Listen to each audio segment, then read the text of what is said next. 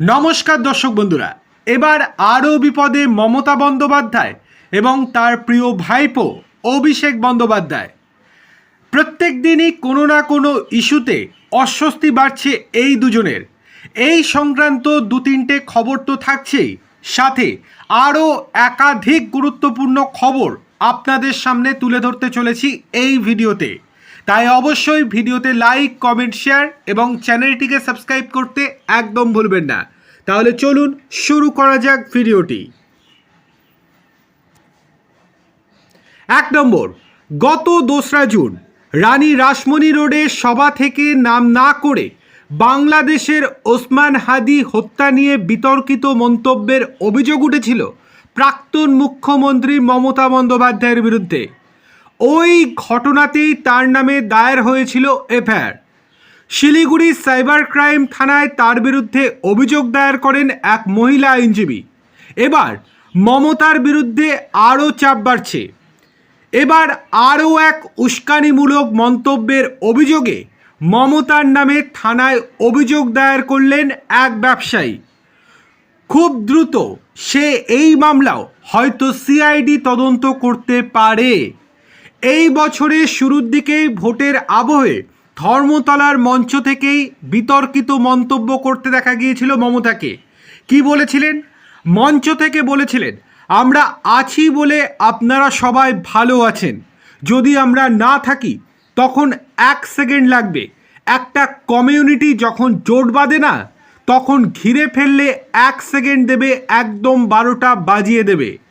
যদি নিজেদের 13টা বাজাতে না চান তাহলে বিজেপির অপপ্রচারে ভুল বুঝবেন না। মুহূর্তেই তার এই মন্তব্য ভাইরাল হয়ে গেছিল সোশ্যাল মিডিয়াতে। বিতর্কের ঝড় উঠেছিল রাজনীতির আঙিনায়। তৎকালীন মুখ্যমন্ত্রীর আসনে বসে থাকার পরেও একজন কিভাবে এই ধরনের উস্কানিমূলক মন্তব্য করতে পারেন, সেই প্রশ্ন উঠেছিল নাগরিকদের মনে। অবশেষে দায়ের হলো অভিযোগ। সূত্রের খবর, মমতার বিরুদ্ধে হেয়ার স্ট্রিট থানায় এই অভিযোগ দায়ের করেছেন এক ব্যবসায়ী। পুলিশ ইতিমধ্যেই মামলা রুজু করে তদন্তও শুরু করে ফেলেছে বলে জানা যাচ্ছে। এখন দেখার এই কেসে পুলিশ মমতাকে ডেকে পাঠায় কিনা, অন্যদিকে সিআইডি দায়িত্ব নেয় কিনা, সেটাও এখন দেখার। চলে আসি পরের খবরে। 3বার হাজিরা এড়িয়ে শেষে হাইকোর্টের নির্দেশে বৃহস্পতিবার সইজাল কাণ্ডে ভবানী ভবনে হাজিরা দিয়েছিলেন অভিষেক বন্দ্যোপাধ্যায়। সূত্রের খবর, রেজলিউশন কপি সংক্রান্ত যাবতীয় প্রশ্নের জবাবে তৃণমূল সেনাপতি বলেছেন, জানি না। এক পর্যায়ে মেজাজও হারান তিনি। 11:30 নাগাদ বেরিয়ে যান কালীঘাটে মমতা বন্দ্যোপাধ্যায়ের বাড়িতে।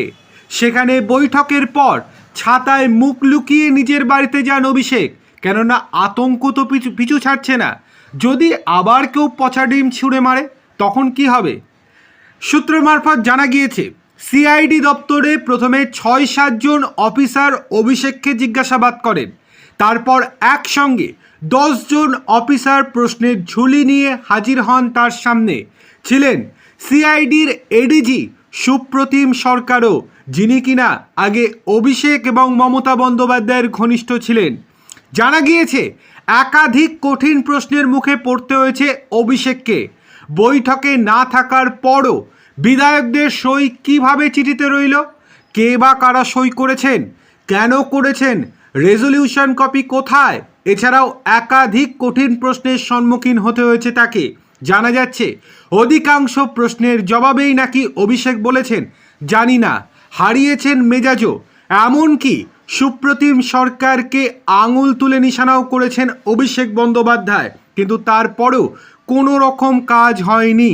কেননা তিনি তো এখন ক্ষমতায় নেই, অর্থাৎ তার পিসি তো আর মুখ্যমন্ত্রী নেই। কে ভয় পাবে তাকে? তার হুমকি, গলাবাজি, দাদাগিরি এগুলো কে শুনবে? সুতরাং কোনো রকমভাবেই সন্তুষ্ট হয়নি সিআইডি। আর সিআইডি অভিষেক বন্দ্যোপাধ্যায়ের এই সমস্ত হুমকিকে পাত্তাও দেয়নি। সেই কারণে রবিবার ফের তলব করা হয়েছে তাকে। রেজলিউশন সংক্রান্ত বেশ কিছু নথি নিয়ে হাজিরা দিতে বলা হয়েছে তাকে। রাতে ভবানী ভবন থেকে বেরিয়ে সোজা কালীঘাটে দলনেত্রীর বাড়িতে চলে যান অভিষেক। সেখানে বেশ কয়েকজন বর্ষিয়ান নেতার উপস্থিতিতে হয় বৈঠক। 12:10 নাগাদ দলনেত্রীর বাড়ি থেকে বেরোন অভিষেক, তবে ছাতায় মুখ ঢেকে তাকে দেখতে পাননি কেউ। জিজ্ঞাসাবাদ বৈঠক নিয়ে কোনো মন্তব্য করেননি তিনি। চলে আসি পরের গুরুত্বপূর্ণ খবরে। এবার বেঁকে বসলেন মমতার প্রিয় ভাই অনুব্রত মণ্ডল ওরফে কেষ্ট। এবার তৃণমূল ছাড়ার কথাও বলে দিলেন তিনি। ক্ষমতায় নেই দল, একে একে ছেড়ে যাচ্ছেন নেতাকর্মীরা। তৃণমূল এখন কার্যত তাসের ঘর। চোখের পলক ফেলতেই কখন যে কে বেসুরো হয়ে যাচ্ছেন তা কেউ ধরতেও পারবেন না। বেসুরো নেতাদের তালিকায় দলের এককালের আস্থাভাজনরাও রয়েছেন। সম্প্রতি অভিষেক বন্দ্যোপাধ্যায় তার মামলা থেকে সরাতেই ক্ষোভ প্রকাশ করেছেন কল্যাণ বন্দ্যোপাধ্যায়। এবার বেসুরো অনুব্রত মণ্ডলও দলের বিরুদ্ধে ক্ষোভ প্রকাশ করলেন। শুধু তাই নয়, মমতা বন্দ্যোপাধ্যায়কে নিশানা করেছেন শিষ্য অনুব্রত। তৃণমূল ছাড়ার হুঁশিয়ারিও দিয়েছেন তিনি। তৃণমূল কংগ্রেসের প্রতিষ্ঠার পর থেকেই মমতা বন্দ্যোপাধ্যায়ের সঙ্গে রয়েছেন কেষ্ট। মমতার ঘনিষ্ঠদের বৃত্তে একেবারে প্রথম সারিতেই ছিলেন বীরভূমের এই ডাকাবুকো নেতা। এমনকি গরু পাচার মামলায় অনুব্রত মণ্ডল জেলে যাওয়ার পরেও প্রিয় কেষ্টর পাশে থেকেছেন তার দিদি ও মমতা বন্দ্যোপাধ্যায়। তবে সেই দিদিকেই এবার নিশানা করে বসলেন তার প্রিয় কেষ্ট। তার বিস্ফোরক অভিযোগ, জেগে ঘুমোলে দলের এই হালই হবে। তবে মমতা বন্দ্যোপাধ্যায়ের জন্য খারাপ লাগছে অনুব্রত মণ্ডলের। তিনি বলেন, মমতা বন্দ্যোপাধ্যায় একা হয়ে গিয়েছেন, খারাপ লাগছে। আমি মমতা বন্দ্যোপাধ্যায়কে ভালোবাসতাম।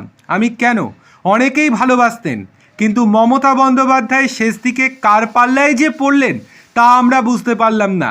মমতার বিরুদ্ধে ক্ষোভ ঝরে পড়ল কেষ্টর গলায়। বললেন, আমার হাতে শেষ দিকে ঘি খাননি মমতা। এবার আমাকে ভোটের দায়িত্বও দেননি।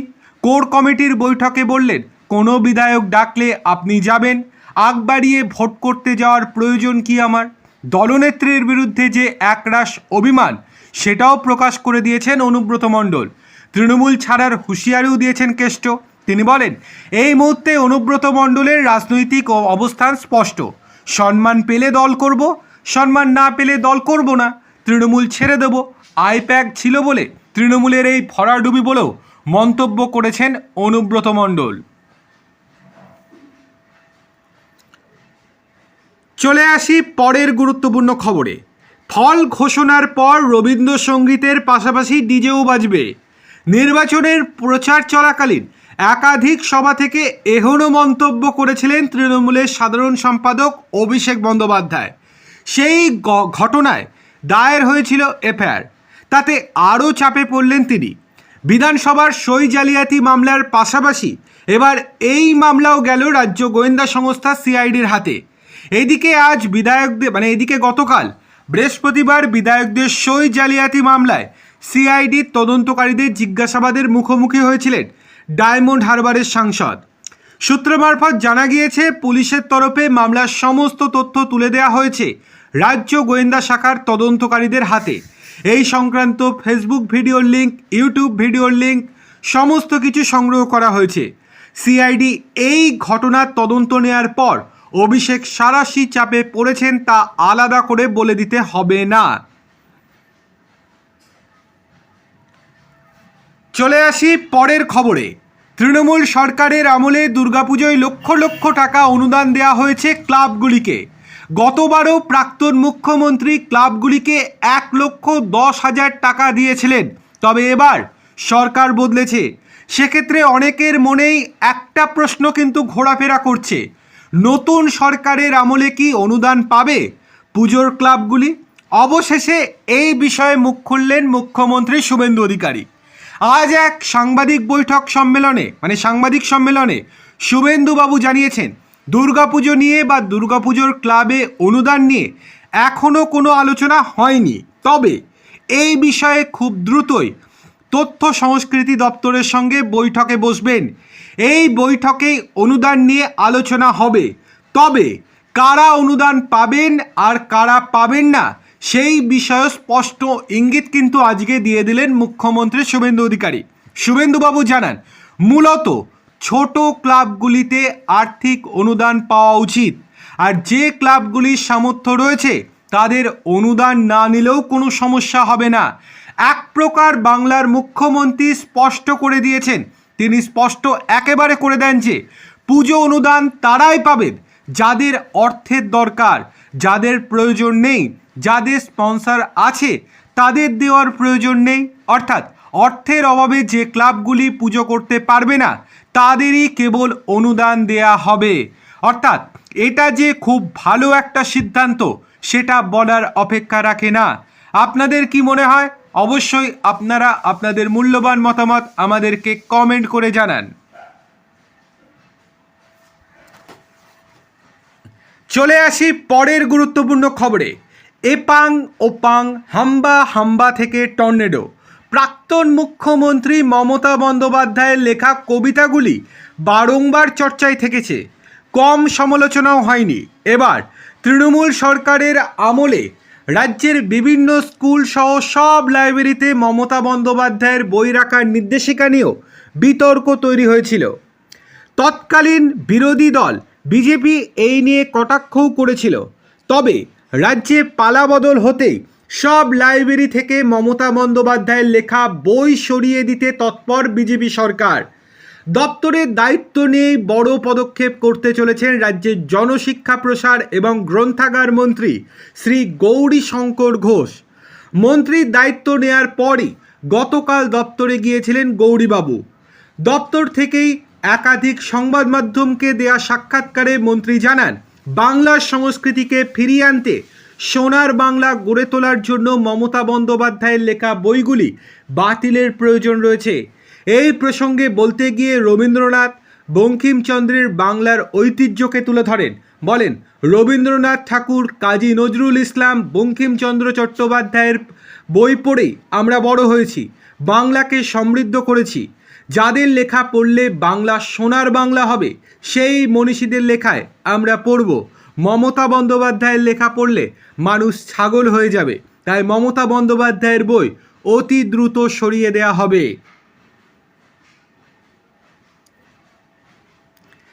চলে আসি পরের গুরুত্বপূর্ণ খবরে। খবরটা অত্যন্ত গুরুত্বপূর্ণ খবর।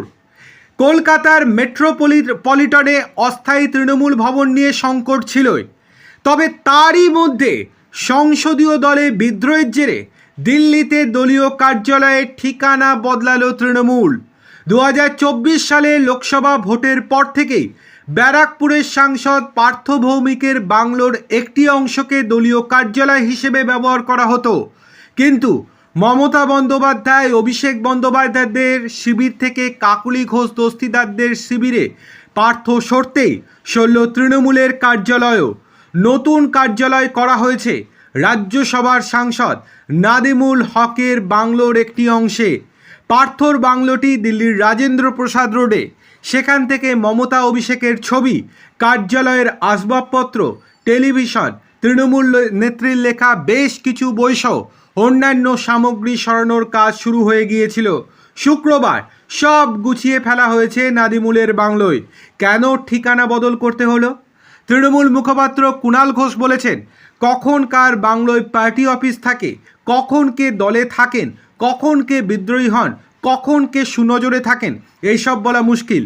তবে যারা সুনজরে থাকেন, বড় নেতা হন, তারাই কেন বিদ্রোহী হন সেটাও আমি জানি না। এটাই সব থেকে গুরুত্বপূর্ণ প্রশ্ন। গত সোমবার বাড়ি ভাড়া সংক্রান্ত যাবতীয় নথি থানায় জমা করেছেন কুণালেরা। একই সঙ্গে একটি চিঠিও দেওয়া হয়েছে পুলিশকে। তাতে বলা হয়েছে, অস্থায়ী কার্যালয় হিসেবে মেট্রোপলিটনের ওই বহুতলটি ব্যবহার করেছিল তৃণমূল, তবে এখন সেটি স্থানান্তর করার প্রক্রিয়া চলছে।